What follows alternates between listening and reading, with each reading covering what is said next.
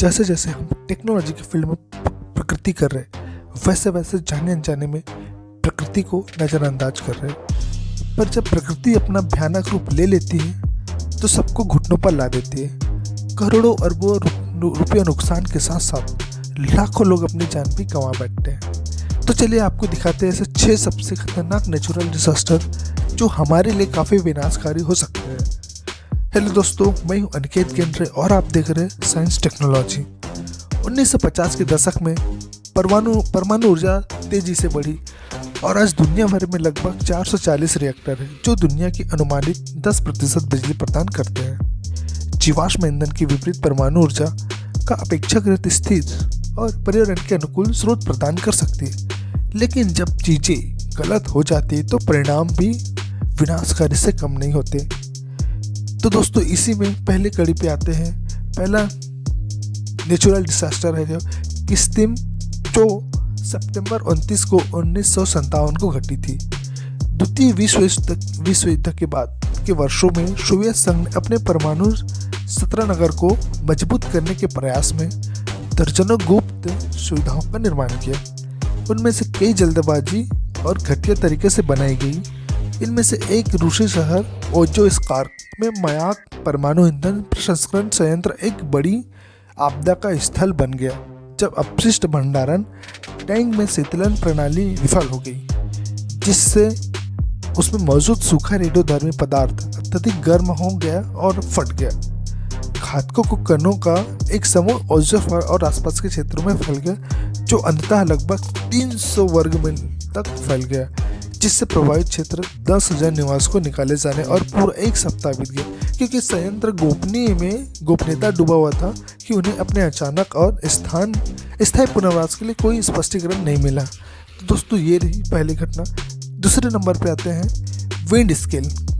दोस्तों, wind scale देश के बढ़ते परमाणु हथियार कार्यक्रम के लिए प्लूटोनियम और अन्य सामग्री का उत्पादन करने के लिए डिजाइन किया गया। ब्रिटेन का पहला परमाणु रिएक्टर, जिसे विंड स्केल के नाम से जाना जाता है, 1950 के दशक के अंत में उत्तर पश्चिमी इंग्लैंड में बनाया गया था। 10 अक्टूबर 1957 को विशाल सुविधा में मानक रख रखाव करने वाले कर्मचारी ने बढ़ते तापमान को देखा। आगे निरीक्षण करने पर उन्हें पता चला कि रिएक्टर के यूरेनियम से भरे ग्रेफाइट कोर में आग लग गई थी। रिएक्टर ढहने की कगार पर था। संयंत्र संचालकों ने कूलिंग पंखे और कार्बन डाइऑक्साइड और पानी के साथ साथ आग की लपटों से लड़ने के लिए अपनी जान जोखिम में डाल दी। अंततः 12 अक्टूबर को आग बुझ गई, लेकिन उस समय तक एक रेडियोधर्मी बादल पहले से ही यूनाइटेड किंगडम और यूरोप में फैल रहा था। दोस्तों, तीसरे नंबर पर आते हैं 3 माइल आइलैंड। दोस्तों, 3 माइल जो है मार्च 28, 1979 की घटना है, जो अमेरिकी इतिहास में सबसे कुख्यात परमाणु दुर्घटना पेंसिल्वेनिया के हैरिसबर्ग के पास 3 माइल आइलैंड में हुई थी। एक बिल्कुल नई सुविधा जो ऊर्जा संकट के युग के दौरान अपने अत्याधुनिक डिजाइन, दक्षता और सामर्थ्य के लिए प्रशासित थी। इसकी शुरुआत तब हुई जब रिएक्टरों में से एक दबाव वाल्व बंद होने पर विफल रहा, जिससे विकिरण दूषित ठंडा पानी आसपास की इमारतों में चला गया। नियंत्रण कक्ष ऑपरेटर ने संकट को रोकने के लिए संघर्ष करते हुए गंभीर त्रुटियां की और सुबह तक कोर में 4000 डिग्री से अधिक गर्म हो गया था।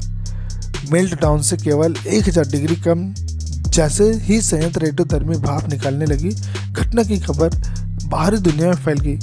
कुछ ही दिनों में 4 काउंटी क्षेत्र में विकिरण स्तर बढ़ गया और पेंसिल्वेनिया के गवर्नर रिचर्ड थर्नबर्ग ने क्षेत्र गर्भवती महिलाओं को और छोटे बच्चों को हटाने का आदेश दिया। दोस्तों, चौथे नंबर पर आता है चर्च रॉक, जो जुलाई 16 को 1979 की घटना है। संयुक्त राज्य अमेरिका की सबसे बड़ी भूमिगत यूरेनियम खदान में हजारों टन रेडियोधर्मी कचरा एक असफल बांध से न्यू मैक्सिको की पूर्वी नदी के उत्तरी फोर्क में फैल गया, जिससे संभवतः 3 माइल की तुलना अधिक विकिरण निकला, लेकिन बहुत कम मीडिया कवरेज प्राप्त हुआ। 4 महीने पहले द्वीप की घटना हुई थी। दोस्तों, 5वें नंबर पर आता है चेरनोबिल। जो है दोस्तों 26 अप्रैल 1986 की घटना है, जो 1970 के दशक के अंत में यूक्रेन में कीव से लगभग 65 मील उत्तर में निर्मित चेरनोबिल संयंत्र दुनिया के सबसे बड़े और सबसे पुराने परमाणु ऊर्जा संयंत्रों के में से एक था।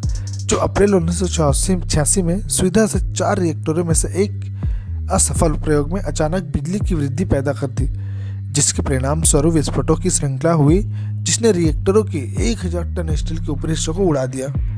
रेडियोधर्मी सामग्री का एक घातक बादल यूरोप के बड़े हिस्सों में फैलने से पास के विपरिया शहर पर इकट्ठा हो गया था, जिसे विस्फोटक के 36 घंटे बाद तक खाली नहीं किया जा गया था। 6वें नंबर और आखिरी में आते दोस्तों फुकुशिमा।